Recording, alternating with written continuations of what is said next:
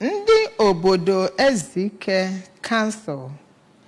kansụl nakwa ndị Nigbo na Izugbe na ndị nze na ọzọ na Nigbo nupụtara n'igwe wee merube mmemme iri ji ọfụ na be ha. Ya bụ iri ji ọfụ ka ha nọ na Civic Center be ha wee mee n'ụdị nke pụrụ iche.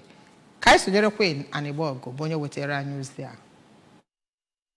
Egbe asaa egwu ufio na nke agbara na obi Igwe Ezike, ụda egbe atọ nke agbakwara na Nigbo Civic Center yana kwazi ndị nnukwu mmadụ ndị bịara ya bụ ihe na ndị nze na ọzọ yana kwazi egwu ịgba eze nke ndị mmadụ gbara were chọọ ya bụ mmemme mma. Mgbe ọ na-awa ọjị na ya bụ mmemme iri ji, Igwe Ngene kọwara na ihe eji eme ya bụ emume ọ bụ nke a na-eme n'afọ ọbụla bụ iji gosi mkpa ọ dị na ndị Igbo nwere ezigbo mmemme nke ha ga na-asọpụrụ, ya nakwazi iji hụ na ọtụtụ ụmụ ha nọ na mba dị iche iche sonyere na ya. O kelekwara Chineke maka nnukwu ngọzi o nyere ha n'afọ a site n'ime ka ha mee ya bụ emume, ma kelekwa ndị ọbịa dị iche iche maka isonye na ya. Igwe Ezike nakwazi ndị nze na ọzọ na ndị echichi bụ ndị obodo ahụ sonyekwaziri ya na ịwa ji na ya bụ mmemme. Mgbe ọ na-aza ajụjụ mbụ nke ndị nta akụkọ gbara ya, onye ji ọkwa President General n'Igbo Union bụ ọkammụta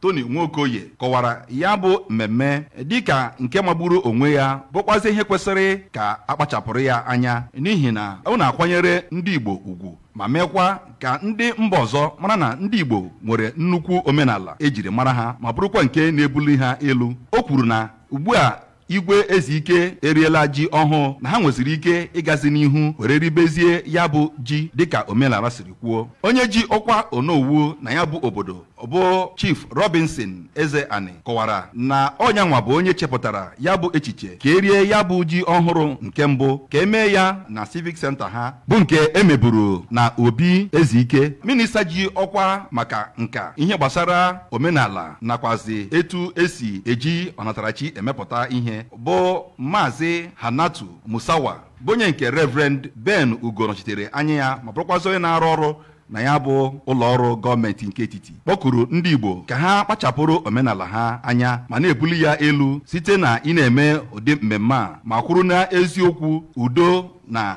ịhụnanya bụ ihe ndị eji mara ndị Igbo. Onye bụ onye isi oche n'Igbo Union Cultural Committee bụ ọzọ Jerome Ugago n'okwu ya kelere Chineke maka ime ka ya bụ ihe gaa nke ọma na-enweghị nsogbu ọbụla, ma kelekwa ndị sonyere na ya bụ ihe ma ndị sichakwa na mba dị iche iche were bịa kwanyere ha ugwu. Ndị ọzọ kwara okwu na ya bụ mmemme bụ Maazị Tim Ekwueme, Ignatius Agụowo nakwazi Pat Ọdịakọ. Ihe ndị ọzọ emere pụtakwara ihe ebe ahụ bụ iri ji ahụrụ n'ọkụ ya nakwazi egwu omenala dị iche iche nke a gbara ebe ahụ nakwazi mmụọ ndị gbagasịrị ebe ahụ nakwazi ndị nze na ọzọ nọkwazi na ya bunye Igwe Ezike ekele.